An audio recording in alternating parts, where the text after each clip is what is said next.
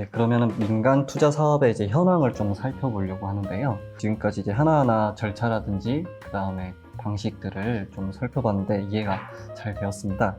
근데 보통 민간 투자 사업은 뭐 사회 간접 자본 시설이면 모두 그 사업 대상이 될 수 있는지 아까 54개 유형이 있다고 말씀해 주셨는데요.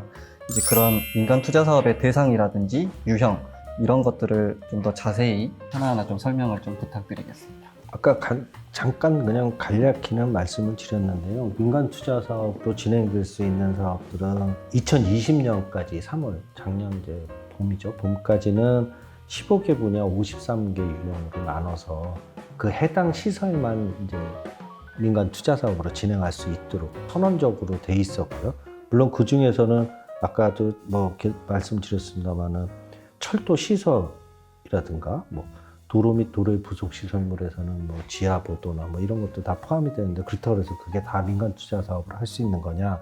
그건 또 아니기 때문에 그러니까 15개 분야 53개 시설로서 이제 전체적으로는 이렇게 만들어 놨었고요. 지난 이제 봄에 활성화 대책 중에 하나로 사회 간접 자본 시설이라면 아무 거래도 무슨 시설이라도 다 민간 투자 사업으로 갈 수가 있다. 근데 이 53개 시설 이외의 시설이 민간 투자 사업으로 진행이 되려면 중앙민투심의위원회의 의결을 거쳐서 할 수 있도록 포괄주의 형태로 이렇게 바뀌었습니다.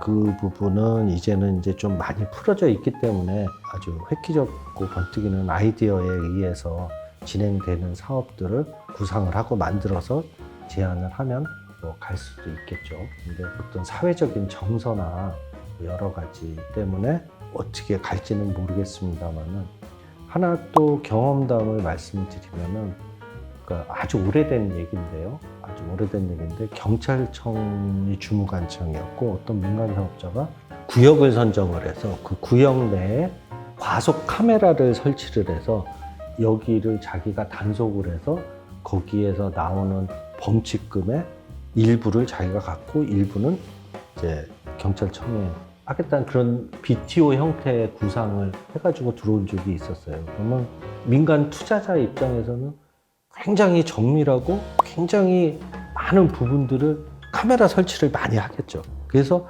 단속이 많이 되게 해야 자기 수입이 많아지는 거고 경찰청 입장에서는 많은 그런 감시 카메라가 있기 때문에 사고나 이런 것도 많이 줄겠죠. 그 동네 가면 굉장히 조심해서 가고 막 이럴 거 아니에요. 근데 그게 국민 정서에 맞는 거냐? 이게 사회 기반 시설에 있어서 공공의 편익에 맞는 시설이냐부터 해서 많은 부분들을 고민한 결과 부적합하다고 한번 해서 안 된 적이 있거든요. 그러나 그런 것들은 이 안에 53개 시설의 어느 부분에든지 들어갈 수 있는 부분이죠. ITS 이런 부분도 할 수 있는 부분이기 때문에 그것도 ITS로 불려요. 그러니까 이렇게 많은 부분들이 여기에 들어가는 있지만 어떤 국민의 정서라든가 정부의 정책 방향이라든가 이런 것도 함께 고려를 해서 대상 사업으로 진행할 수 있는 부분이라고 생각합니다. 그러면 지금까지 뭐 천안 논산 고속도로라든지 뭐 공항철도 그다음에 뭐 BTL 기숙사 여러 사례들이 조금씩 언급이 됐었는데요. 혹시 뭐 지금까지 했던 사례 중에 대표적으로 좀 잘 된 사례가 있는지 아니면 좀 사회적으로 좀 이슈가 됐던 사례가 있는지 뭐 그런 게 있으면 좀 몇 가지 좀 소개를 좀 부탁드리겠습니다.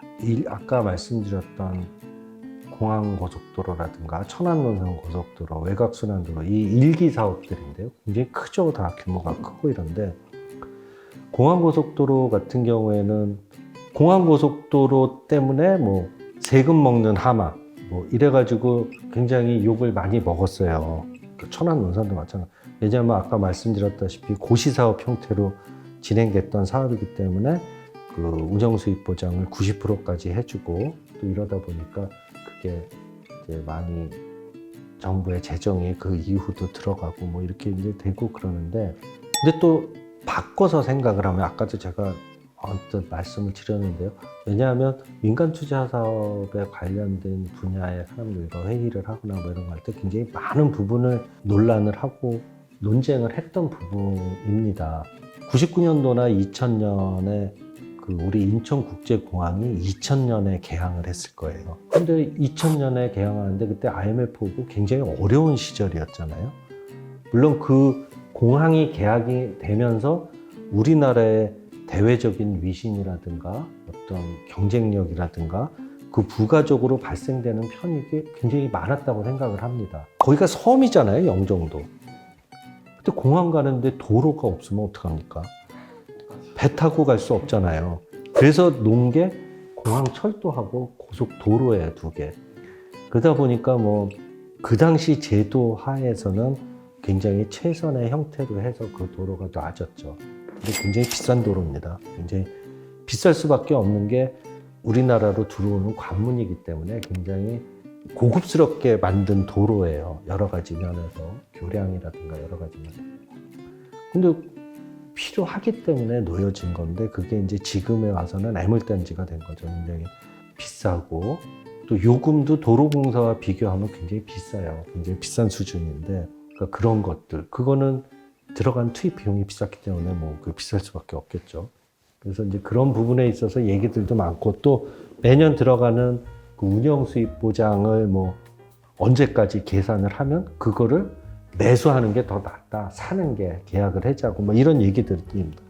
그럼 또 한편에서는 그걸 사는데 무슨 돈으로 사느냐에 대한 얘기입니다. 그러면 정부의 예산으로 사는데 원래 그 도로는 유료도로이기 때문에 이용자 부담 원칙에 의해서 그걸 사용하는 사람이 비싼 사용료를 내고 그거를 갖게 되는데 정부 예산으로 하게 되면 그 도로와 상관없는 사람들이 다른 결제 활동을 통해서 냈던 세금이 여기에 사용될 수도 있잖아요. 세금 집행의 형평성에 맞지 않는 거 아니냐 뭐 이런 얘기들도 있고 그게 다양한 논의들이 있었습니다. 그렇지만 공항고속도로 같은 경우에는 아마 2020년까지가 운영수입 보장 기간이기 때문에 아마 올해부터는 어떻게 되는지 협약이 변경됐는지 모르겠습니다만은 이제 그런 것들도 있고 여러 가지 변수들도 있고 또 그 뒤로 아까 말씀드렸던 금리의 인하라든가 여건의 변화라든가 이런 것 때문에 리파이낸싱을 굉장히 많이 했어요. 그래서 그 여건이 그 당시에 있던 거와는 많은 변화가 있다라는 말씀을 드리고 있고요. 또 그것 때문에 사회적으로 지탄이 많이 받았던 배상 시설들이 1기 때 추진됐던 사업들이고요. 또 좀 그거 다행이라고 생각하고 성공적인 사례로 얘기하는 것들이 서울 용인 고속도로라고 들어보셨죠? 서울 용인 고속도로의 경우에는 요금 수준이 도로공사 요금 수준보다 낮아요. 낮은 수준인데 지금 수입이 거의 100%에서 110% 수준으로 진행이 되고 있고 굉장히 상태도 좋은 도로인 상태로 진행돼서 성공 사례로 보고 있고요. 또 경기도에서 추진했던 의왕가천 고속도로라고 있어요. 의왕에서 가천 쭉 가는 고속도로. 그건 이제 저희 연구원에서 협상을 했던 사업들인데 협상했던 것도 정해진 수입의 100%가 넘으면 환수하겠다 뭐 이런 형태로 해서 그러니까 전적인 수요에 대한 리스크를 민간이 가져갔는데 그 경우에도 지금 뭐 정해진 수입보다 좀 많이 나오는 것 같더라고요. 그런 것들은 되게 성공적인 사업이고 아까도 말씀드렸습니다만 지금 진행되는 사업들은 도로공사 요금의 뭐 0.8배에서 1.0배 이하로 다 협상이 진행되기 때문에 수요에 대한 리스크는 지금 민간이 지고 있고요. 다른 부분에 있어서는 이 도로 같은 경우에 성공 사례 뭐 직접적으로 이용하는 이용자 입장에서 피부로 닿을 수 있는 건 요금의 수준이기 때문에 그런 차원에서 말씀을 드리면 지금 드렸던 1기 사업과 지금 추진 사업들에 대한 비교를 통하시면 이해하실 수 있을 거라고 생각을 합니다. 네, 그렇다면 지금까지 여러 가지 사례들을 소개해 주셨는데요.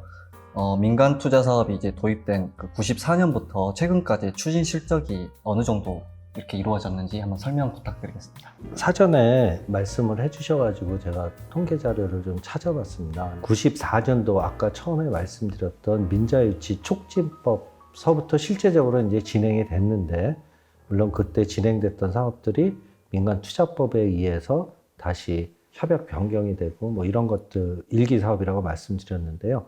그것까지 포함을 해서 2019년까지 민간투자 사업으로 진행된 것들이 753개 사업의 총 투자 규모는 121.7조가량으로 통계치는 나와 있습니다. 94년부터 2019년까지 전체적으로 봤을 때 BTL 방식이 사업수로는 한 494건으로 제일 많고요. BTL 형태의 사업이 아무래도 제일 많고, BTO 방식이 244건이었고, 총 투자비는 BTO 형식이 83.5조 원, BTL 방식이 31.8조 원 수준이었습니다. 평균 투자 금액을 비교하면 BTO 방식이 BTL보다 훨씬 월등히 컸었는데요. 약 5.3배 수준인 거를 알 수가 있었습니다. 왜냐하면 BTO 형태의 사업이 아무래도 BTL 형태보다는 규모가 큰 도로, 철도, 항만 위주로 진행이 됐기 때문에 그런 결과가 아닌가 생각이 듭니다. 대상 시설별로 한번 구분을 해보겠습니다. 대상 시설별로 구분을 하면 교육 분야가 243건으로 제일 많았고요. 환경 분야가 204건으로 상대적으로 많이 추진된 걸로 통계 결과가 나와 있고요. 통 투자비 기준으로 보면 도로 분야가 48조 원으로 제일 높았고요. 다음으로는 철도 분야가 28.5조 원이었습니다. 사업당 평균 투자비 기준으로는 철도 분야가 아무래도 1.6조 원 수준으로 가장 높았고요. 다음으로 도로 분야로 한 7,500억 원 수준으로 나타났습니다. 추진 주체별로 한번 나눠봤습니다. 추진 주체별로 나눠보면 지자체가 관리하는 민간 투자 사업이 중앙정부에서 추진하는 것보다 약 2.4배 수준으로 높았고요. 하지만 총 투자비 규모는 국가관리사업이 74.5조 원으로 지자체 관리사업 47.2조 원보다 훨씬 높은 것으로 나타났습니다. 원인은 아마 BTL 사업이 지자체 위주로 추진이 많이 돼서 그런 결과가 아닌가 생각이 됩니다. 그리고 발주 방식, 즉 고시사업이냐 제한사업 형태냐로 나눠봤을 때는 정부 고시사업이 606개 사업으로 총 투자비가 67.3조 원, 사업별 평균 투자비는 1,100억 원 수준이었고요. 민간 제한사업은 147개 사업에 총 투자비 54.5조 원, 사업당 평균 투자비는 3,704억 원 수준이었습니다. 아마 이 원인도 BTL 형태의 사업이 고시사업으로밖에 추진이 되지 않기 때문에 아마 사업 수가, 개수가 많은 거 아닌가 이렇게 판단이 됩니다. 사업 추진 단계별로 보면 운영 중인 사업이 677개 사업으로 전체 한 89.9%, 90% 정도 대부분을 차지하고 있었고요. 운영 종료전 사업도 23개 사업, 3.1% 정도를 차지하고 있었습니다. 네, 그러면 아까도 말씀해 주셨는데 그 민간 투자 사업으로 한다고 해서 정부의 이런 재정이 전혀 안 들어가는 건 아니라고 하셨거든요. 그러면 보통 이런 민간 투자 사업을 시행하면서 정부의 그런 지원 사항들이 어떤 것들이 있는지 그런 세부적으로 조금 더 설명 부탁드리겠습니다. 기본적으로 민간 투자 사업이 진행이 되게 되면 민간 투자자가 그 시설을 만드는 데 들어가는 돈을 투자를 하고 운영기간 운영을 통해서 그 자기가 투자한 투자비를 회수해가는 형태인데요. 그렇다고 해서 그거를 100% 다 민간이 투자를 해서 갈 수 있는 시설도 있습니다만은 대부분의 시설들은 정부가 일정 부분에 있어서 이제 재정 지원을 하게 되는데요. 그 재정 지원을 한다는 얘기가 재정 지원이라고 하면은 이제 돈을 지원하는 경우도 있습니다만은 여러 가지 지원하는 제도들이 있습니다. 그 중에 하나 대표적인 게 이제 도로나 철도나 어떤 시설이 되든지 간에 그 부지라는 부분이 필요하기 때문에 그 용지에 대한 부분은 정부가 확보를 해서 기존에 확보했던 부분도 있을 거고 아니면 다시 이렇게 매수를 통해서 그거를 하는 부분도 있을 텐데요. 이런 부분들은 정부가 용지를 보상하는 부분이 있고요. 또 일정한 수익률이라는 게 어떤 정부의 지침이나 어떤 정부의 결심에 의해서 어느 정도의 결정될 수 있는 수익률의 수준이라는 게 있지 않겠습니까? 그 수익률과 또 공공요금이기 때문에 뭐 통행료라든가 아니면 뭐 하수 처리 시설 같은 경우에는 처리 비용이라든가 이런 부분들이 그 정부에서 공공요금으로서 상식적으로 결정할 수 있는 수준들이 있기 때문에 그 수준을 벗어나지 않는 범위에서 결정을 해야 되고 그러다 보니까 거기서 모자라는 부분들이 발생할 경우들이 있습니다. 그러면 이거를 건설 보조금 형태로 해서 그 건설할 당시에 일정 부분을 정부가 부담하는 형태가 있을 수가 있고요. 또 세제에 대한 지원 부분, 뭐 예를 들어서 뭐 농지법이나 산지관리법에 의해서 농지 보존 부담을 하는 경우에 뭐 반 정도를 감해준다든가, 또 그 조세 특례 제한법에 의해서 부가세라는 게 발생을 하는데요. 이런 거를 영세율을 영세율이라는 거는 0%를 적용한다는 거니까 어떻게 보면 감세라고 볼 수 있겠죠. 그런 부분들도 있고, 뭐 여러 가지 부분들이 할 수 있는 부분들이 있습니다만은 이거를 100% 다 적용하는 건 아니고요. 협상을 통해서 정부가 감내할 수 있는 부분, 또 민간이 감내할 수 있는 부분에 서로 간의 갭을 줄이는 과정이 협상이라고 생각을 하고요.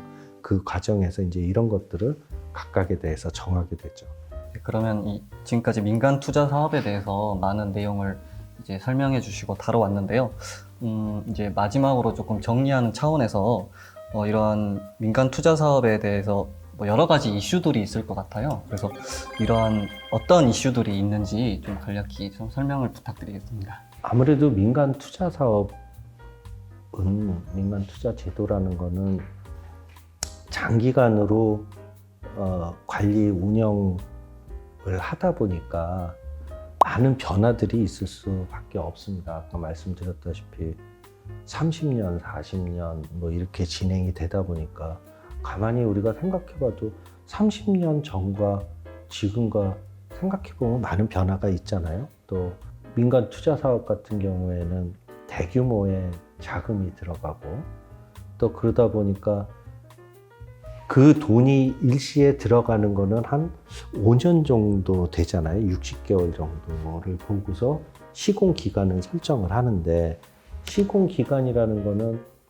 돈이 제일 많이 들어가는 기간이잖아요. 그 시설을 건설을 해야 되니까.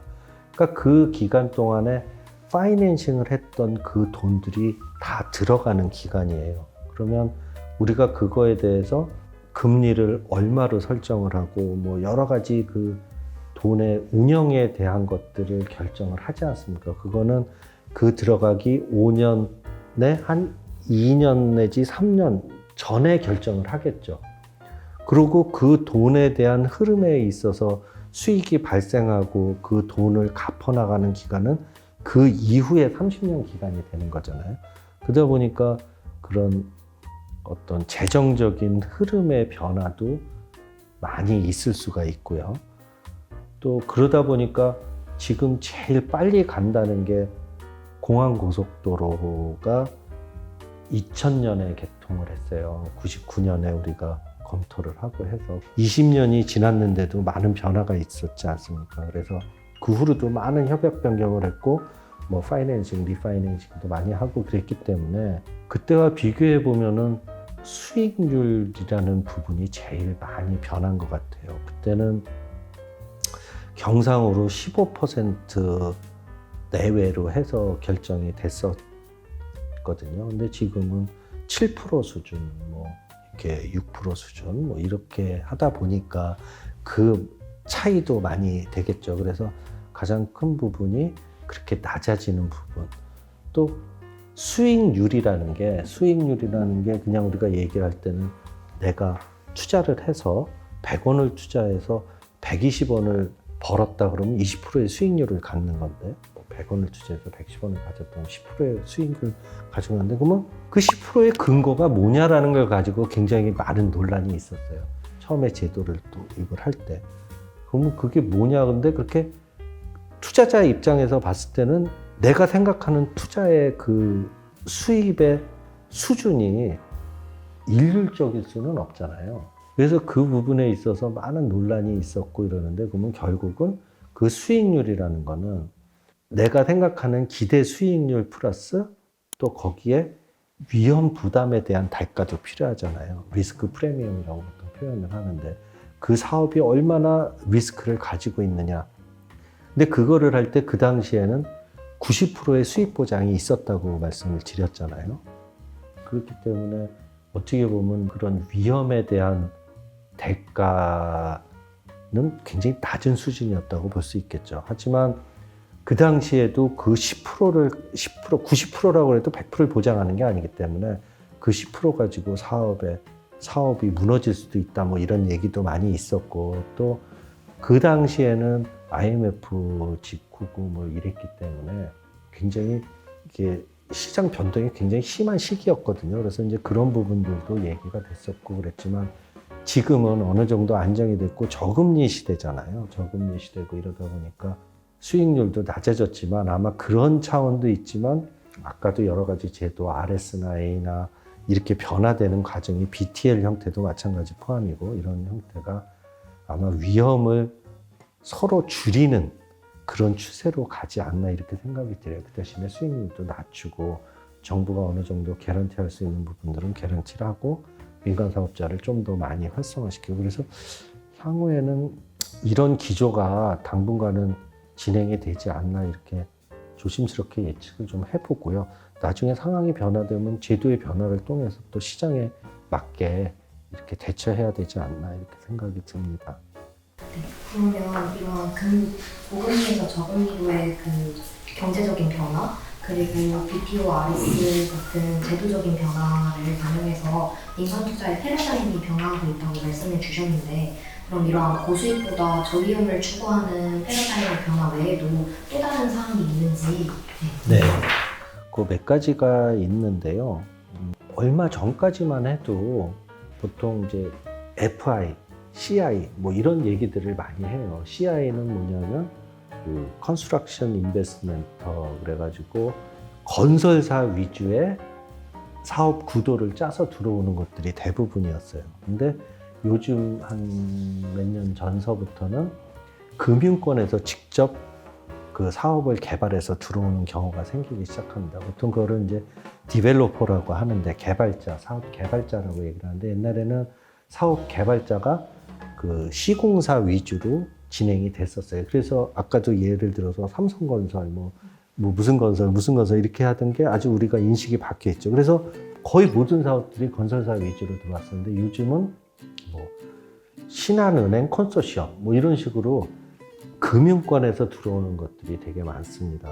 그 이유 중에 하나는 아무래도 타인 자본, 그러니까 돈을 꼬고 뭐 이러는 자기 자본도 내지만 거의 7, 80%가 타인 자본에 의해서 들어오는데 그 타인 자본이라는 건 대부분 금융권이 되겠죠. 금융권에서 자기가 직접 사업 개발자로 들어오게 되니까 많은 금융 비용들, 부대 비용들이 줄을 수 있는 장점이 있고요. 또 어떤 비딩을 통해서 경쟁을 통해서 사업 건설사들을 선정을 하다 보니까 좀 많은 코스트가 낮아질 수 있는 요인들이 있겠죠. 그럼으로써 이렇게 여러 가지 전체적으로 비용을 낮추기 위해서 FI 구도로 들어오는 것들이 많이 들어오게 됐고요. 그로 인해서 또 특정 사업 같은 경우는 한 4천억 정도가 낮은 수준에서 경쟁에 들어오게 되고 이렇게 돼서 앞으로는 FI 주도로 해서 들어오는 사업들도 많이 될 것 같고요. 또 하나는 이제 가장 또 중요하게 고민을 해야 되는 부분이 있습니다. 그게 뭐냐면 도로 같은 경우는 30년을 기준으로 해서 진행이 됐는데 일기 사업 같은 경우에는 지금 21년 정도 됐잖아요. 그럼 한 8, 9년 정도가 남았어요. 운영 관리 기간이 끝나는 구간들이. 그리고 거의 1년, 2년 사이로 해서 일기 사업들이 다 진행이 됐습니다. 그러면 2030년이면 일단 끝나게 되는데요. 그럼 그 끝나고 난 다음에 어떻게 할 건지를 고민을 해야 돼요. 정부에서는. 이거를 계속 끌고 갈 건지 아니면 정부가 이제 관리 운영권까지 회수를 했습니다. 돌려받았으니까. 그게 맞는 건지 아니면 뭘 어떻게 해야 되는지 또 30년이 지났기 때문에 어떤 시설들이 노후화 됐을 거거든요.